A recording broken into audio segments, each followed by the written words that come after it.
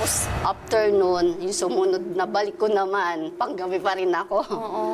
Yung QC namin is may third eye kasi may nunal siya sa ganito. Hindi ko siya hinahawakan kasi pag hinawakan mo daw ang may third eye, makikita mo.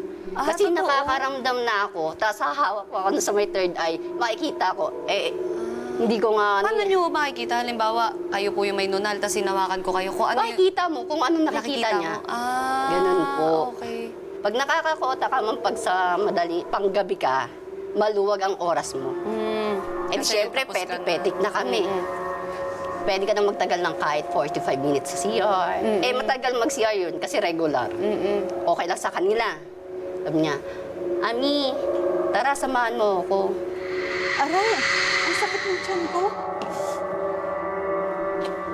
Ami, samahan mo ako mag-CR? Bakit? Natatakot ka mag-CR mag-isa? Hindi naman. Gusto ko lang magpapasama. Eh di maglalakad na po kami kasi malayo eh. Doon sa part na doon, walang otis, madilim. Walang tao kasi wala silang otis. Tapos na, Eh di palapit na po kami. Siguro mga 4 na linya before the CR. Hala.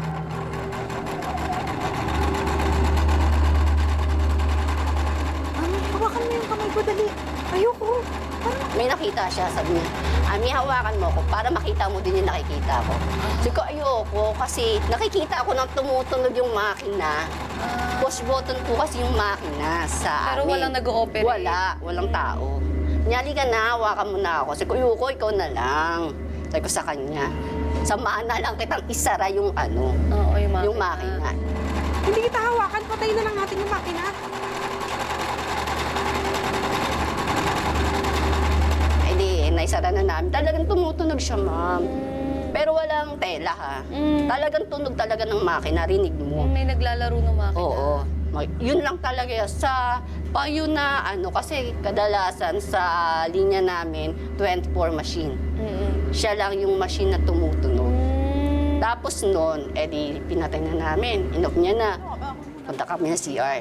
Ha? Sige, dalian mo na ako ng kung matagal ka mag-CR. Okay.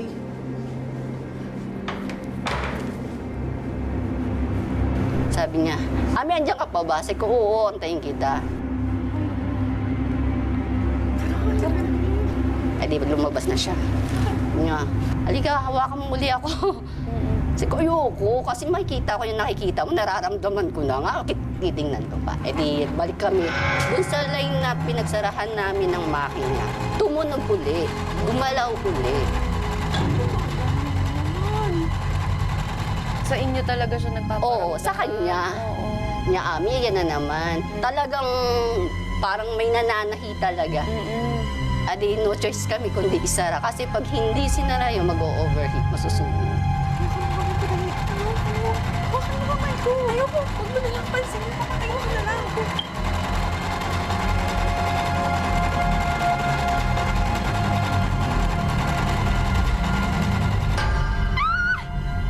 Ano nangyari sa'yo? May naramdaman ako.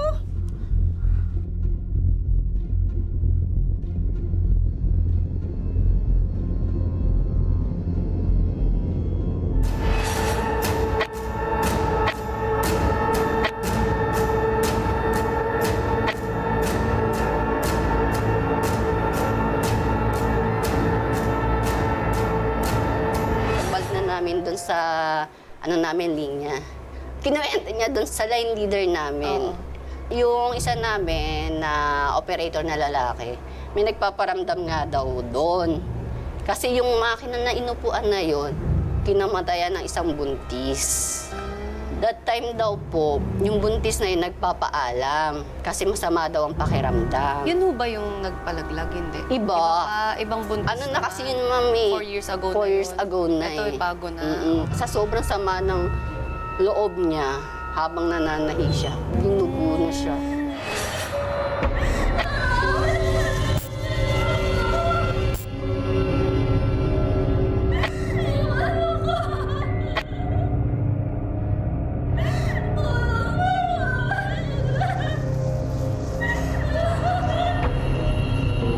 Mula po noon, sunod-sunod na yung namamatay, puro buntis. Kawawa naman mga buntis. Parang taon-taon siya. kumukuha na. May kinukuha na talaga sa Mm-mm. pabrika na yun. Pero, inaano naman nila yung pinapa-blessing. Sadyang gano'n na po talaga.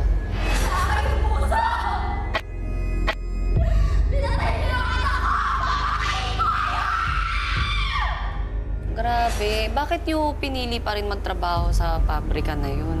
Kailangan, ma'am. Kailangan. Mm-mm.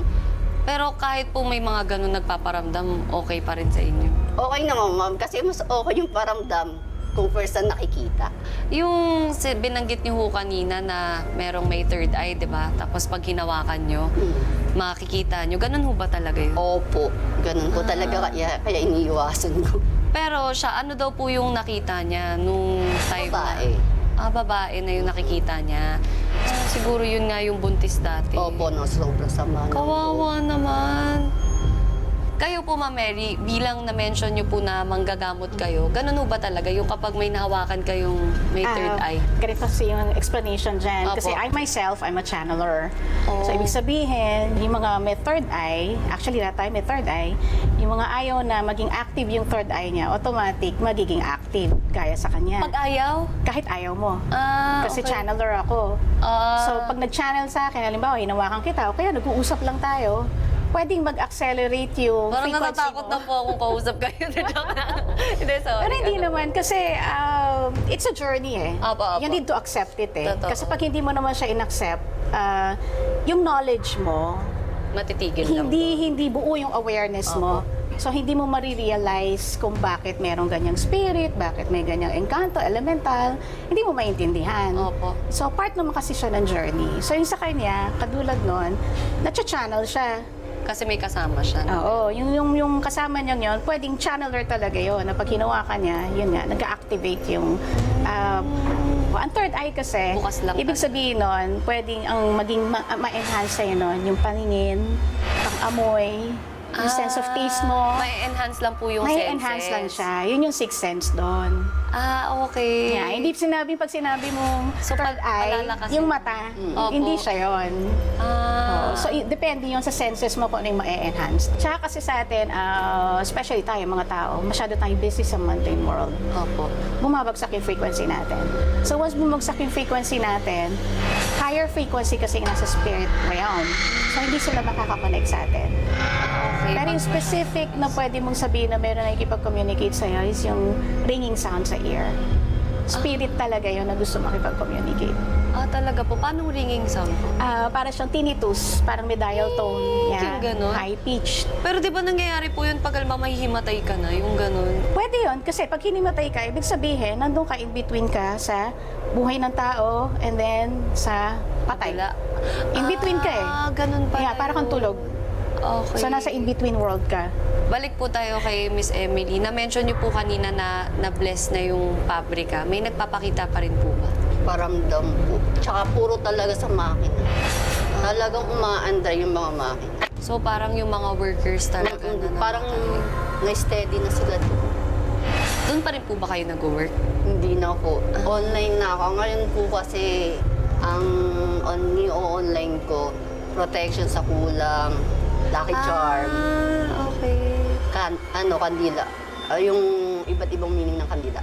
Ang galing naman. At least Magic nagamit nyo din po yung calling sa inyo kahit tinanggihan nyo May noong mas umpisa. malalang calling, ma'am, kaya lang hindi ko pa niyayakap. Ini-enjoy ko lang. Pwede nyo po i-share. Pag ganun kasi mong bibigyan ka ng binigay na sa akin, nagkaroon na, bumalik po ako ng pabrika before the pandemic. Tapos pagdating ng pandemic, sinubok na ako. Yung nagkasakit ako ng myoma. Yung bleeding ko is hindi normal. Sa 1 hour, pumapatak ng 4 na diapher na. As in, buhay na na. Oh, ganun po Opo. kalakas. Kasi kasi di ba bata ako tinalikuran ko. So hindi Kapag- po siya pwede talikuran. Parang ganun, ma'am. Kasi kapag sa'yo talagang Bibigay tatawagin talaga. ka. So nagka-calling ho ulit kayo? Opo. Kaya Kailan sabi ho yan? ko, Ngayon lang po? Ngayon lang. Nitong pandemic lang po. Naiiyak ko rin. Ay. Tapos po, paano po nangyari? Yung kumbaga, natanggap nyo na po ba yung calling?